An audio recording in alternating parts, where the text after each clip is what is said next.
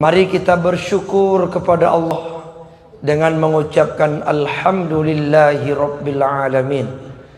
Berselawat kita kepada Rasul Nabi Muhammad sallallahu alaihi wasallam dengan mengucapkan Allahumma salli ala Sayyidina Muhammad wa ala ali Sayyidina Muhammad. Assalamu alayka ya Rasulullah.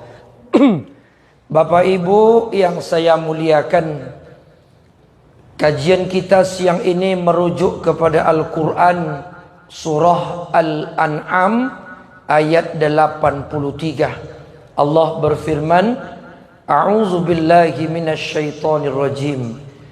Narfa'u darajatim man nasya. Kami niscaya mengangkat setinggi-tingginya darajat manusia bagi yang kami kehendaki. Inna rabbaka hakimun alim. Sesungguhnya Tuhanmulah yang maha bijaksana lagi maha mengetahui.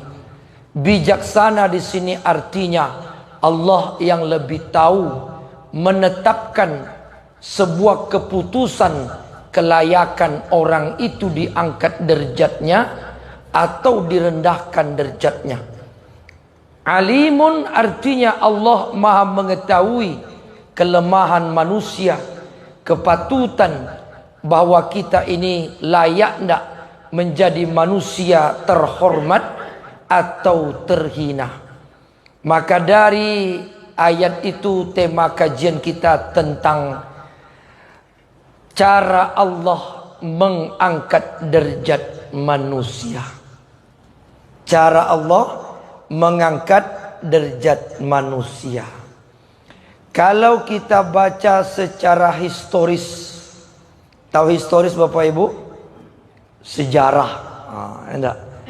Secara sejarah manusia ini, kita ini Bapak Ibu makhluk yang paling bungsu, yang paling junior, terakhir. Setelah Allah ciptakan malaikat, Allah ciptakan jin, iblis, tumbuh-tumbuhan, hewan, barulah kita manusia. Tapi kata Allah dalam Al-Quran, walaupun kita yang terakhir, kitalah produk terbaik. Made in Allah yang paling modern, yang paling terbaik. Laqad khalaqnal insana fi ahsani taqwim. Diberikan oleh Allah derajat yang tinggi, tapi kadang-kadang kita nih Bapak Ibu yang dimuliakan Allah, tak pandai menjaga harga diri, tidak pandai memelihara martabat, tidak bisa menjaga derajat, maka kita kemudian jatuh serendah-rendahnya. Summa rodadnahu asfala safilin. Maka banyak manusia itu hina. Ada orang kelihatan punya pangkat jabatan terhormat, tapi hina dalam pandangan Allah. Ada juga orang mungkin dilihat kasat mata dia terhina, tapi mulia di sisi Allah Subhanahu wa taala. Karena itu jangan kita mengangkat derajat kita, jangan kita sandarkan kehormatan kita karena pangkat. Sebab pangkat itu semu saja. Pangkat itu hanya fata morgana. Pensiun kita habis. Ya enggak? Kalau udah pensiun tak lagi. Disapa orang pun tak lagi. Jangankan diundang orang, disapa pun tak lagi. Kalau kita sandarkan kehormatan derajat kita karena pangkat, maka jangan merasa tinggi derajat kita saat kita menyandang pangkat dan jabatan. Begitu juga dengan kekayaan. Jangan kita sandarkan derajat kita ini, saya ini terhormat karena saya kaya. Jangan. Saat kita miskin, tidak ada lagi orang melihat kita. Ngundang pun tak lagi, disapa pun tak lagi. Maka derajat itu bukan diukur dari derajat pangkat, jabatan dan harta, tapi Allah yang mengangkatnya. Bagaimana cara Allah mengangkat derajat kita? Yang pertama, cara Allah mengangkat derajat kita adalah timbul dalam hati semangat ibadah. Semakin hari semakin bertambah semangat kita beribadah. Luar biasa. Bapak Ibu, kalau kita lihat Pekanbaru ini, semangat ibadah meningkat. Dulu kalau mencari jamaah zuhur, asar, apalagi subuh, ya Allah, susah. Ada masjid yang azan dia, yang qomat dia, yang imam dia juga. Karena tak ada jamaah. Kalaupun ada, atuk-atuk dah bungkuk-bungkuk jalannya, dah diintai-intai malaikat, itu datang 2 orang depan, 3 orang belakang. Sekarang dah zuhur kayak solat Jumat, asar begitu juga, subuh ya Allah, lagi kajian subuh, kemudian disuguhkan pula makanan, semakin ramai orang. Semangat orang bersedekah meningkat. Saya banyak bertanya kepada pengurus masjid, ini biaya-biaya makan pagi sarapan ni dari mana Pak? Oh, ini sumbangan orang Pak Ustaz. Orang menyumbang, nggak ada pakai uang kas 1 rupiah pun. Ada saja orang yang menyumbang. Dari mana? Dari mana-mana saja. Besok ada kajian Pak, ada. Besok saya nyumbang 200 bungkus makanan. Masya Allah. Kenapa? Tanda Allah sedang mengangkat derajat manusia. Sehingga ada sebuah film singkat menyindir tentang solat berjamaah di masjid itu.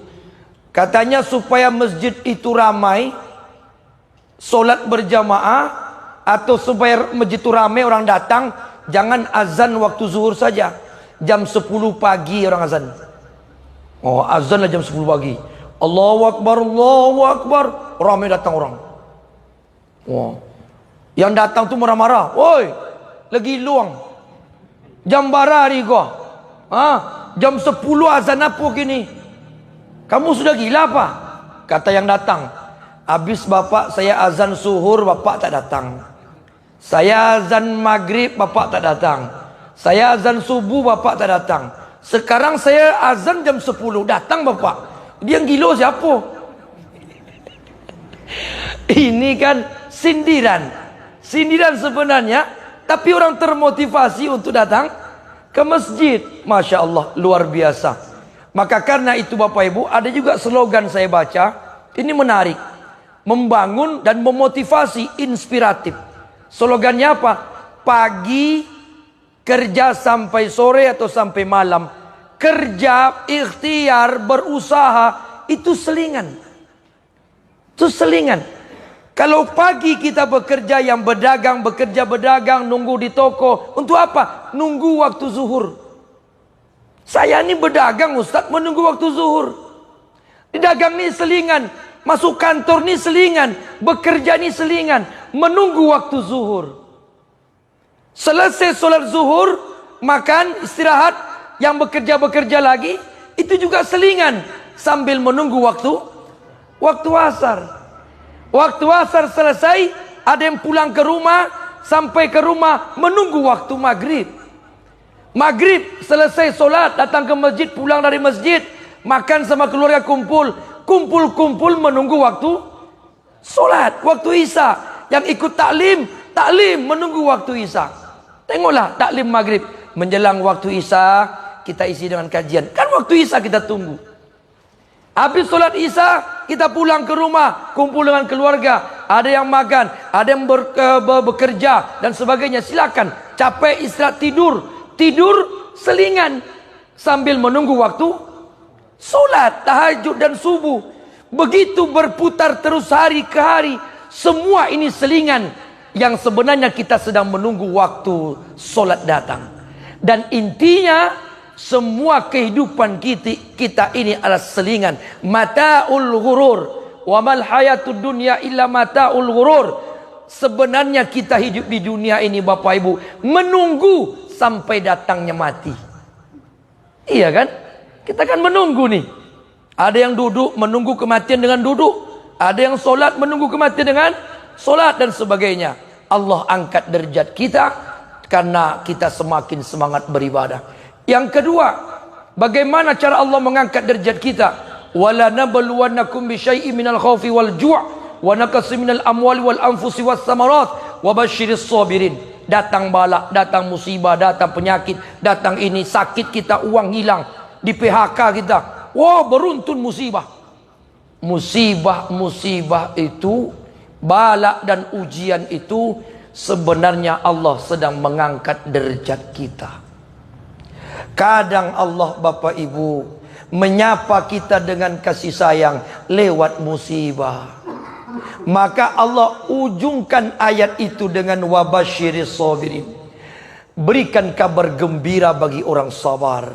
Naik derajatnya. Innallaha ma'as sabirin. Allah bersama orang sabar. Masya Allah. Kalau kita bersama gubernur, naik derajat kita. Orang semakin hormat sama kita. Apalagi kalau sama-sama presiden. Duduk sama presiden, makan sama presiden, diposting pula. Oh, Bapak Sianu tu naik rating dia. Betul tak? Bagaimana kalau bersama Allah Subhanahu wa ta'ala? Masya Allah. Maka siapa yang diberikan ujian berat, diberikan musibah, bersabarlah, Allah sedang mengangkat derajat kita. Yang terakhir, yarfa'illahu allazina amanu minkum walazina utul ilma darajat. Al-Mujadilah ayat 11. Rajin menuntut ilmu, rajin hadir di majelis taklim. Kenapa kita lihat banyak sekarang orang hadir di majelis taklim? Karena derajatnya diangkat oleh Allah. Bahkan banyak jemaah tukar-tukar masjid. Masjid ini pergi, masjid ini pergi. Kenapa? Ada kajian, ada kajian-kajian Islam, putar-putar keliling-keliling. Karena Allah sebenarnya, bukan karena dia sehat, bukan karena dia hebat, karena Allah gerakkan hatinya untuk hadir di majelis taklim. Masya Allah, tinggi derajat di sisi Allah Subhanahu wa ta'ala. Demikian, terima kasih, mohon maaf. Subhanakallahumma bihamdika asyhadu an la ilaha illa anta astaghfiruka wa atubu ilaik. Wallahu a'lam bisawab. Wassalamualaikum warahmatullahi wabarakatuh.